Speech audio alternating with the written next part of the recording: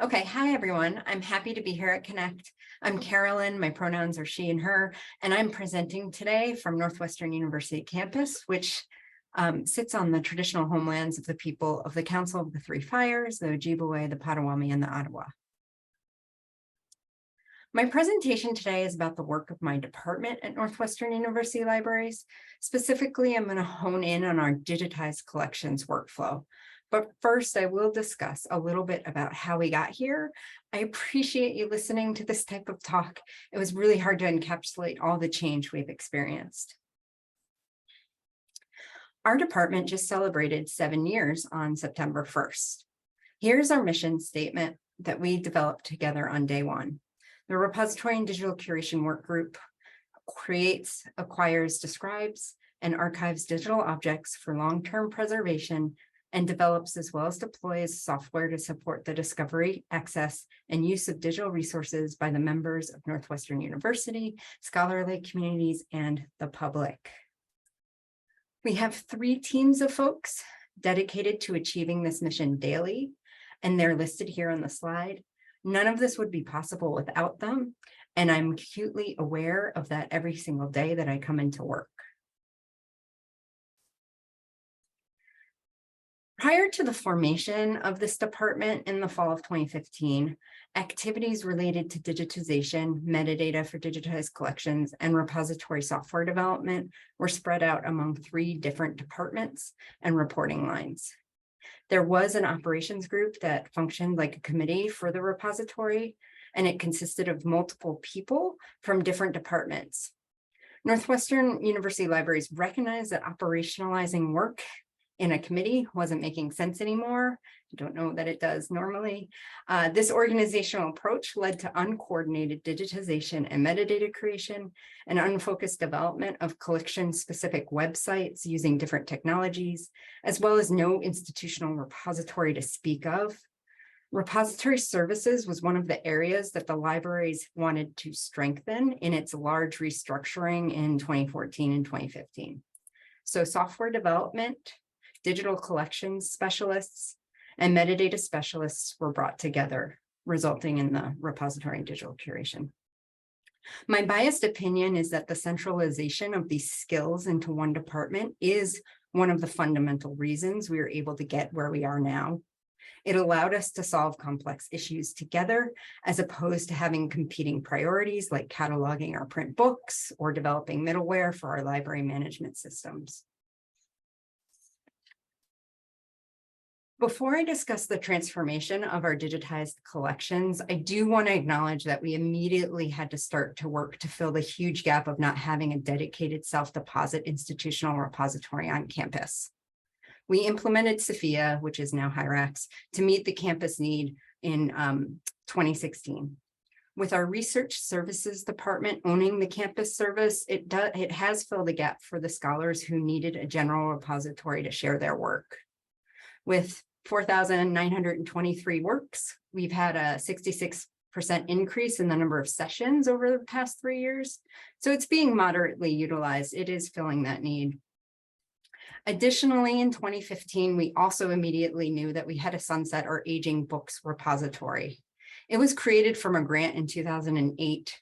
The work was outsourced, so it was called beta because it never reached version 1 and no one knew how to develop it for 7 years. Since we were HathiTrust members, we decided to migrate our digitized books to HathiTrust and continue to send them there to this day, where they can be used alongside Hathi's vast corpus.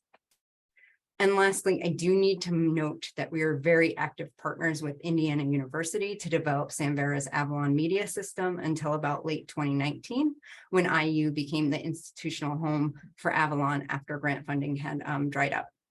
After a very recent migration of our special and archival AV assets into our digital preservation asset management system and digital collections, we now maintain Avalon for our course reserve streaming materials only, and those are digitized in our access services department. Okay, so back to that digitized collections workflow.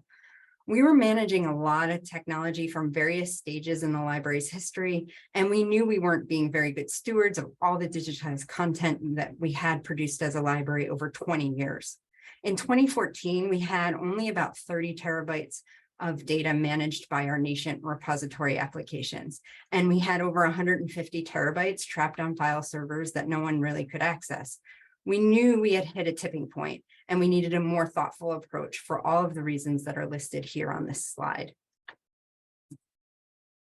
While we got started honing in on a vision for the online end products that we were going to develop, we knew we had to begin tearing down step one, which was our digitization projects proposal process. We transitioned from an ad hoc submit a proposal anytime process that wasn't based on staff capacity at all to an annual proposal process where the library-wide collections committee prioritizes projects for the year. They weigh preservation concerns, whether a collection will be used by a course or for research, and whether it advances a strategic priority like a campus-wide exhibit. And that's all based on the staff capacity in terms of digitization, metadata, and project management time. Here's our annual project cycle that is listed. These changes have led to an increased activity and productivity with our in-house digitization of collection image materials like photographs and documents and negatives, and our AV materials, along with our metadata creation. With a focus on making our library collections discoverable, it has been easy to see an upward trajectory in the usage analytics of our products, which I'm going to talk about a little bit later.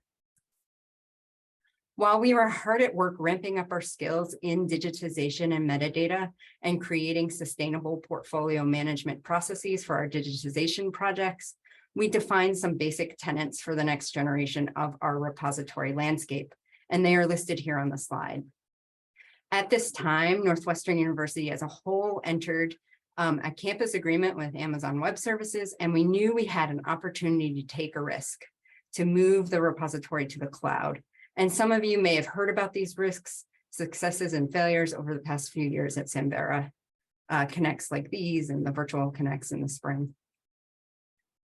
It's really hard to summarize all of the work that took place to realize this next generation repository. So here's a rough timeline of different milestones. Moving to the cloud, which was risky, did give us an opportunity to rethink everything. There's so many opportunities for improvements by using the ecosystem that the cloud provides. We started to look for components to break out and utilize provided services. After moving Avalon and our self-deposit IR, which is IREX, to the cloud, we learned a lot and we began implementing our first ever digital preservation asset management system and launched our separate front end for digital collections, which goes back to that basic tenet where we did want to separate our front end from our back end concerns. Okay, so after that first digital preservation asset management system was launched, which was in the fall of 2018, it was HIRAX. And then we began listening to our internal users and their needs. It's almost as if we gave them a door and they started walking through the door and all of a sudden they wanted to walk through more doors. So we had customized HIRAX beyond upgrading. And so we knew that in order to respond to the needs of our users, we had to go greenfield.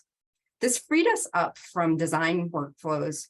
This freed us up redesigning workflows for digital collection management without the constraints of using a pre-existing technology. We wanted the work to be the work and not the workaround, as someone in my department likes to say.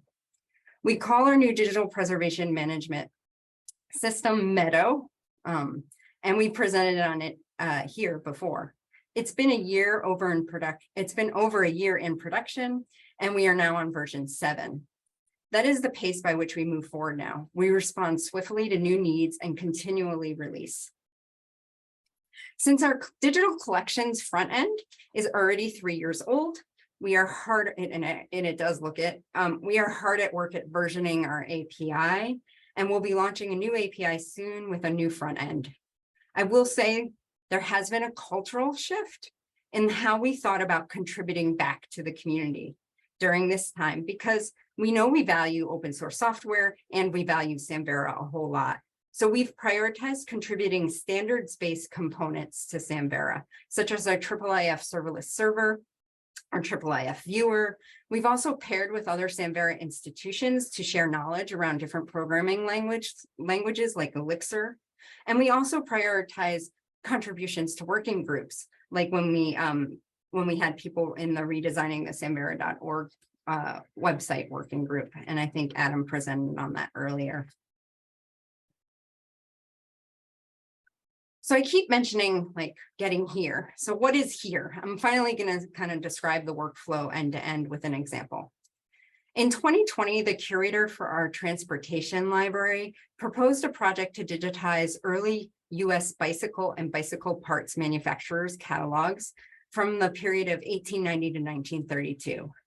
The 72 works in this collection represent over 40 manufacturers, roughly geographically dispersed in equal parts from the Chicago area to the East Coast and the Midwest. The project was considered to be of strategic importance. And because of that proposal process, we knew from the outset that the collection was around 900 pages. It would take us about 150 hours to digitize. We knew that marked records existed, so our metadata coordinator could transform those records and mint URLs for linked data compliance in probably about a week of time. And we also knew that project management for a smaller collection like this was probably about 20 hours of time. So our collections committee weighed that along with all the other proposals and decided that it would be good to prioritize this to be worked on in the 2021 academic year. So Meadow, after we digitized it, Meadow allows us to easily batch upload using an inventory spreadsheet, which our digitization staff now do. Within minutes, the staff can see all of the works ingested into Meadow, kind of like you see here on the screenshot. Speed of ingestion was a primary problem that we solved when we wanted to, when we were designing the system. Preservation of assets immediately also was something we wanted to solve. So as soon as the files are uploaded and that minimum administrative metadata is applied from the inventory spreadsheet, all the files are moved and critical preservation tasks are executed. We have an audit trail that's immediately created, and all of those derivatives are created as well, like our pyramidal tips, or now we have AV in here, so it's streaming AV. I want to briefly mention, we do believe this has had an effect on our digitization staff. The fact that they can see the fruits of their labor immediately in the system and know that it's going to get used has been really great for morale. Before, they would digitize things, and like I said, they'd be trapped on a server after we delivered the files somehow to whoever was requesting them. The project manager then applies more administrative metadata so that any staff in the libraries can log in and look through the collection before the collection's descriptive metadata is applied and before the collection is actually published. You can see some of the administrative metadata here. It's been really helpful for me to execute searches from a page like this, where I can like look at all of the, for example, 2020 projects just by clicking 2020.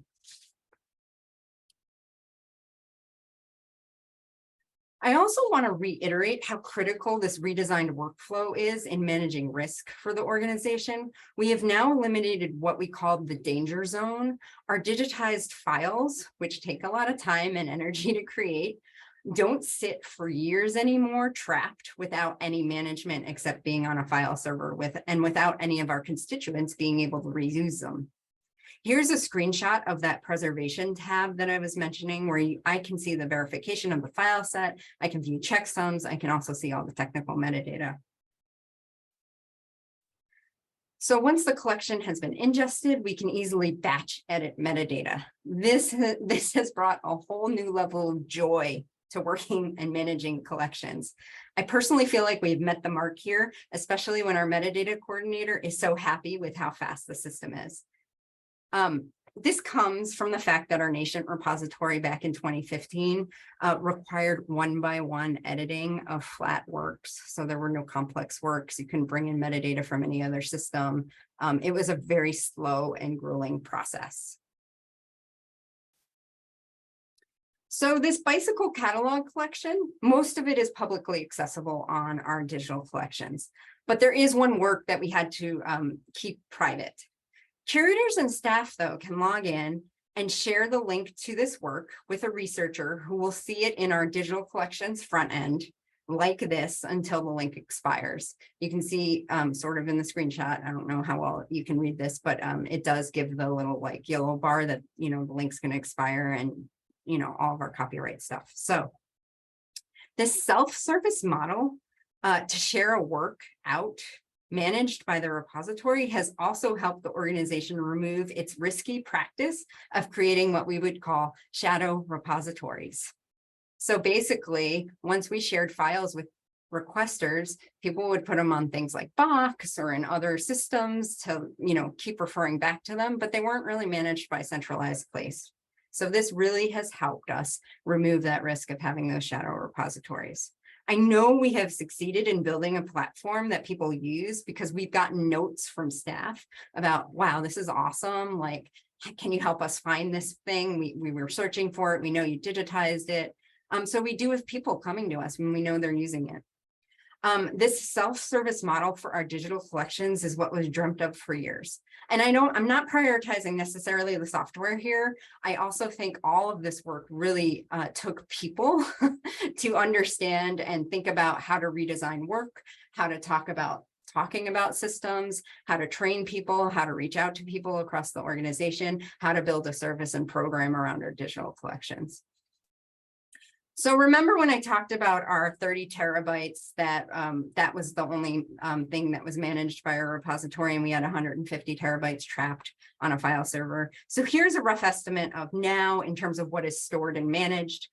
Meadow and the new digital collections workflow also allowed us to rethink storage. We now have working files that are stored locally. As soon as they're ingested, we package up a copy and send it off to Glacier. We then have our preservation files managed by the repository, as well as all the derivatives.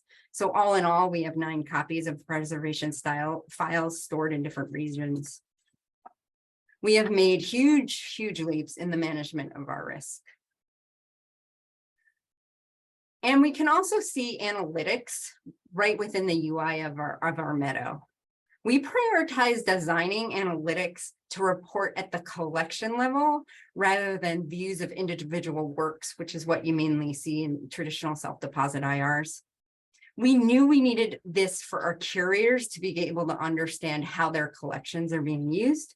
Imperfect as it may be in demonstrating impact, staff can at least log in and see immediately and know that the bicycle catalog collection was accessed via 700 sessions spread among 264 cities over that a little more than a year period.